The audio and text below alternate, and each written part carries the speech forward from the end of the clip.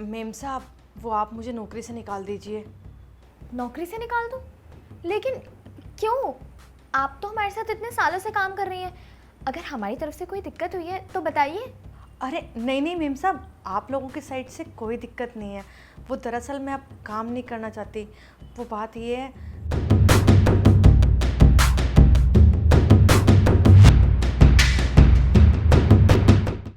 चलिए ठीक है, कोई बात नहीं। आप जाकर अपना काम करिए, मैं देखती हूँ क्या करना है। धन्यवाद मेम साहब।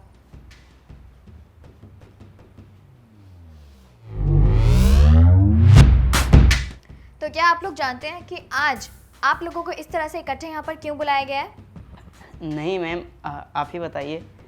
आज यहाँ पर आप सबको एक साथ इसलिए बुलाया गया है ताकि हम कंपनी के सबसे होनहार और सबसे बेस्ट एम्प्लॉय को सम्मान के साथ सम्मानित कर सकें। और वो बेस्ट एम्प्लॉय, सबसे होनहार अपराजिता जी हैं। आइए।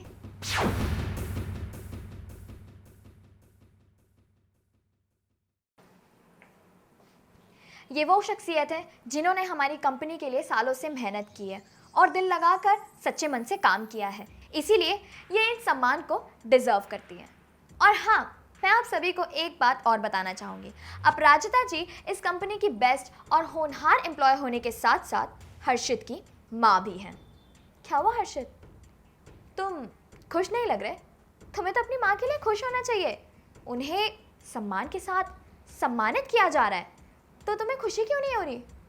ओहो सॉरी, मैं तो भूल ही गई थी कि तुम्हें तो शर्म आती है ना इन्हें अपनी माँ कहते हुए, दूसरों के सामने इन्हें अपनी माँ बताते हुए, सिर्फ और सिर्फ इसीलिए क्योंकि ये इस कंपनी में एक नौकर की तरह काम करती हैं, है ना?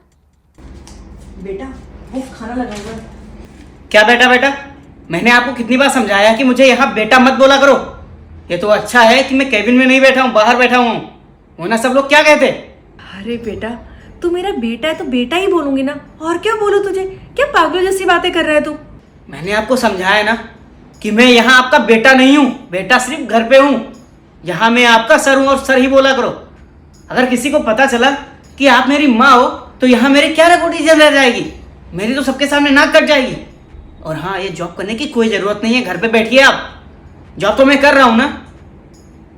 दिमाग खराब कर रखा है आपने। अब खड़ी क्या हो, जाओ यहाँ से। और हाँ, जॉब छोड़ देना, जाओ यहाँ से। आखिर किस तरह के इंसान हो तुम? क्या तुमने कभी सोचा है कि तुम्हारी इन सब हरकतों की वजह से तुम्हारी माँ को कैसा लगता होगा, उनके ऊपर क्या बीतती होगी? तुम उस माँ को दूसरों के सामने इग्नोर करते हो और माँ कहने से शर्मिंदा महसूस करते हो, जिस माँ ने सालों तक यहाँ इस कंपनी में काम किया है, तुम्हारे लिए दिन रात एक करके मेहनत की है ताकि वो तुम्हारी ज़िंदगी संवार सके, तुम्हें पढ़ा लिखा कर एक अच्छा इंसान बना सके और तुम्हें अपनी लाइफ में आगे तक पहुँचा सके। उन्होंने सब किया और वो हर चीज़ में कामयाब भी हुई, लेकिन शायद तुम एक अच्छा इंसान नहीं बना सकी, क्योंकि तुम अगर एक अच्छे इंसान होते ना तो तुम अपनी माँ को कभी दूसरों के सामने इस तरह से जलील नहीं करते और ये शर्मिंदगी महसूस कभी नहीं करते कि तुम दूसरों के सामने इन्हें अपनी माँ ना बता सको। तुम जिस माँ को माँ बताने में शर्मिंदा महसूस करते हो ना हर्षित, उसी माँ ने अगर सालों पहले ये सोचा होता कि ये मेरा बेटा है, इसके लिए आखिर मैं क्यों ही करूँ मेहनत, तो शायद अपनी लाइफ में तुम आज उस पोजीशन पर नहीं होते जहाँ पर तुम आज हो।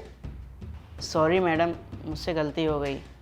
मुझे अपनी माँ के साथ ऐसा नहीं करना चाहिए था, मुझे माफ़ कर दीजिए। बस बहुत हो गया।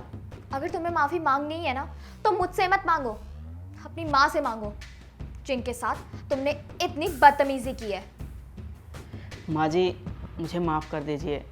मैं सबके बहकावे में आ गया था, इसीलिए आपके साथ ऐसा कर रहा था। मुझे लगा कि आप यहाँ काम कर रही हैं, वो भी इस दर्जे में। अगर किसी को पता चला तो मेरा नाम ख़राब होगा, लेकिन मुझे एहसास हो गया है कि मैं यहाँ गलत था। प्लीज़ मुझे माफ़ कर दीजिए। कोई बात नहीं बेटा, तूने माफ़ी मांग ली, यही मेरे लिए बहुत बड़ी बात है। आगे से ऐसी गलती करते हुए 100 बार सोचना। ठीक है मैम साहब, जो काम है मैं वो कर लेती हूँ।